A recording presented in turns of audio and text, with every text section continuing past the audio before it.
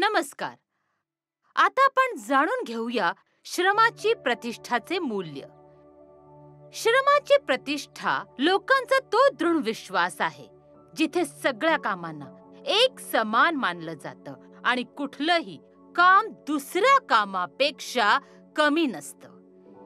एक खाण कामगार खाणीत काम करतो आणि कारागीर कारखान्यात काम करतो. त्याच्या कामात शारीरिक श्रमाची गरज असते. जेव्हा आपण म्हणतो की शेतकरी, कामगार आणि कारागीर यांचं काम तितकं सन्मानपूर्वक असतं जितकं कारकून, शिक्षक, डॉक्टर किंवा वकिलाचं. याचाच अर्थ श्रमाची प्रतिष्ठा असते.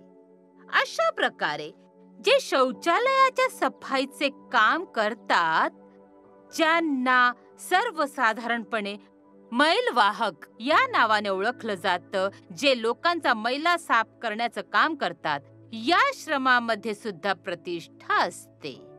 श्रमाच्या प्रतिष्ठेचा सरळ अर्थ आहे की सर्व काम सन्मानपूर्वक असतात.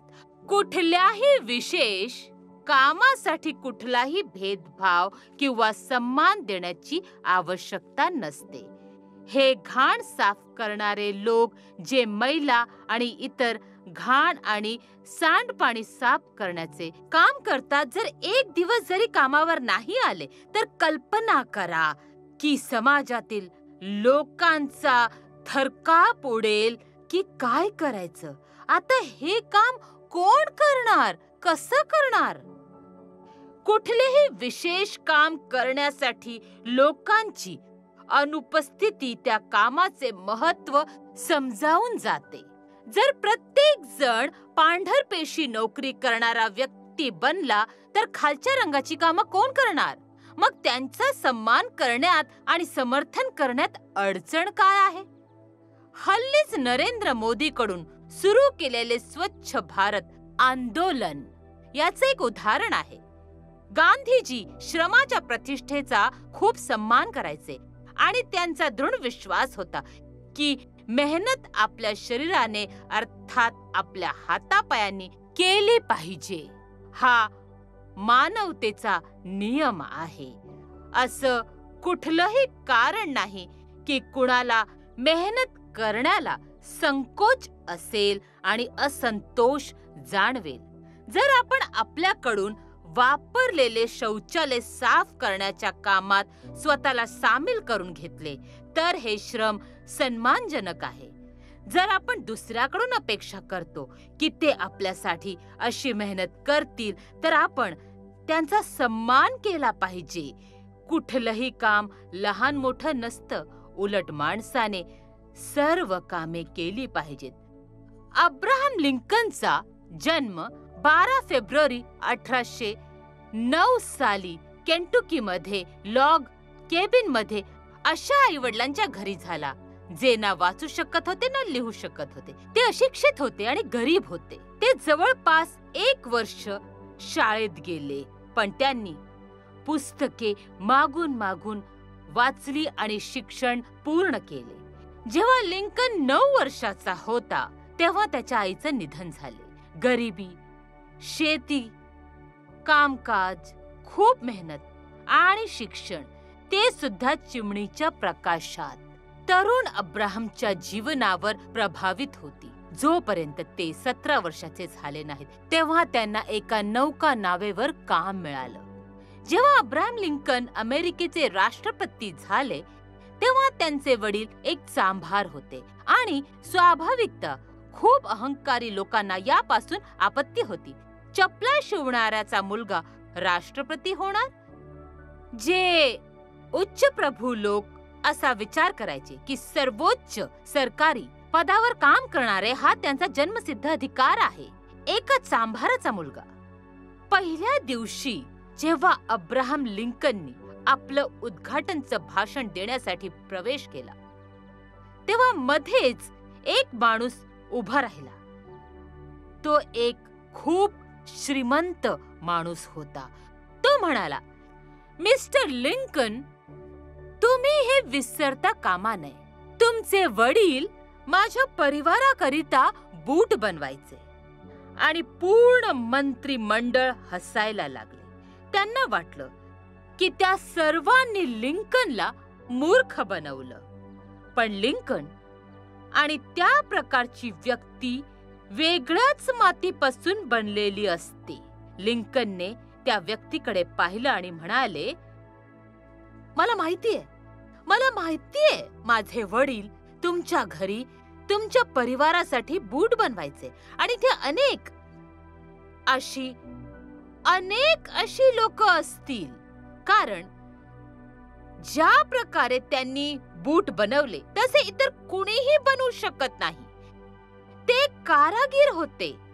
त्यांनी बनवलेले बूट फक्त बूट नव्हते, त्यांनी आपला जीव त्यात ओतला होता. मला तुम्हाला विचारायचे होते की तुम्हाला काही अडचण आहे का? कारण मला स्वतःलाही बूट बनवता येतात. जर तुमची काही तक्रार असेल तर मला सांगा, मी तुमच्यासाठी एक जोड बूट बनवू शकतो. पण जेवढं मला माहितीये की कोणीही माझ्या वडिलांच्या बुटाविषयी तक्रार नोंदवलेली नाहीये. ते एक प्रतिभाशाली कारागीर होते आणि मला माझ्या वडिलांवर गर्व आहे. ही उदाहरणं बघता यांना खोलवर समजून घ्या. इथे काही MCQs आहेत. जर तुम्ही करू शकता तर प्रयत्न करा, पण निश्चितपणे तुम्हाला दिलेल्या कामामध्ये स्वतः सामील व्हा. जे तुम्हाला आवडतं ते निवडा आणि इमानदारीने करा. दिशानिर्देशकांचा वापर करा आणि पोर्टलवर जमा करा. 2 गोष्टी होतील. एक, तुम्ही स्वतःसाठी मूल्याला अधिक मनापासून आत्मसात कराल आणि आपल्या जीवनात मूल्याला सामावून घेण्यासाठी प्रेरित व्हाल. आणि दुसरं, तुम्ही सर्वश्रेष्ठ प्रोजेक्टसाठी हेमा पुरस्कार सुद्धा जिंकू शकता. आणि सगळ्यात महत्त्वाचं, तुमचं विश्वविद्यालय तुम्हाला श्रेय देईल. तुमचं मनपूर्वक अभिनंदन. नमस्कार तरुण मित्रांनो, तुम्ही उदाहरणं पाहिलीत, ती समजलीत आणि समजून घेतलीत की ते का आहेत आणि काय आहेत. आपल्या आजूबाजूला अशी बरीच माणसं आहेत. महात्मा गांधी असं बोललं जातं की ते स्वतःचे शौचालय स्वतः साफ करत असत. ते श्रमाचे प्रतिष्ठेचे प्रबळ समर्थक होते. प्रतिष्ठा एक मौल्यवान सामाजिक घटना आहे जी चर्चेद्वारा उत्पन्न होते आणि म्हणून ही स्वतंत्र आणि एकमेकांवर आधारित या मिश्रणावर आधारित आहे.